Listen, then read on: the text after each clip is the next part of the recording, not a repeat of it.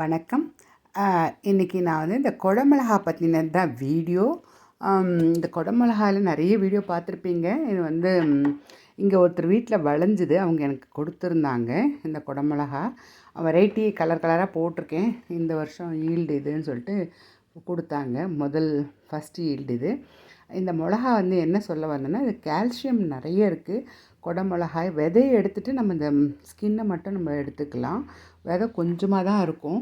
விதை காரம் சாப்பிட்றவங்க விதை சேர்த்துக்கலாம், இல்லாட்டி குடமிளகா மட்டும் போல் அந்த விதை மட்டும்தான் காஞ்சதுன்னா, நல்ல பழுத்த மிளகா காஞ்சதுன்னா அந்த விதை தான் வந்து குடமிளகாவோட சீடு போட்டால் செடி வரும்.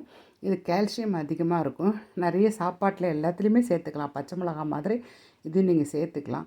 ஆனால் எந்த சாப்பாட்டில் சேர்த்தாலும் இந்த குடமிளகா சேர்க்கும் போது குடமிளகா தான் அந்த வாசனை தான் டாமினண்ட்டாக இருக்கும்.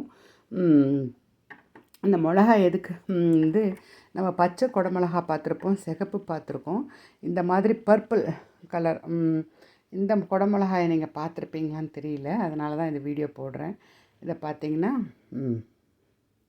இந்த கலர் இந்த மாதிரி இருக்குது.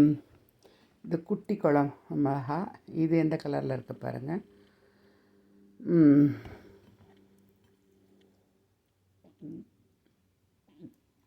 இது ஒயிட்டு கொஞ்சம் பர்பிள் கம்மியாக இருக்குது. ஆனால் இந்த மிளகா பார்த்திங்கன்னா பர்பிள் ஜாஸ்தியாக இருக்குது. இது பார்த்திங்கன்னா பாதி க்ரீனு பாதி ரெட்டு. இதை பார்த்துருக்க மாட்டீங்கன்றதால தான் இதை போடுறேன். அழுக்கு இருக்குதுன்னு நினைக்கிறேன். நல்லா ஷேப்பாக இருக்கும், நல்லா ஷேப்பாக இருக்குல்ல அப்படின்பீங்க. பெருசில் தான் நல்லா ஹார்டாக இருக்குது. நான் ஃப்ரெஷ்ஷாக கட் பண்ணதால் ரொம்ப நாளைக்கு நம்ம ஃப்ரிட்ஜில் வச்சா ரொம்ப நாளைக்கு வரும். இந்த மிளகாலாம் நல்ல சத்தம் இருக்குது பாருங்கள், நல்ல ஸ்ட்ராங்காக இருக்குதுன்னு தட்டி காமிக்கிறேன். சத்தம் கேட்குது பாருங்கள். அப்படின்னு. நன்றி, வணக்கம்.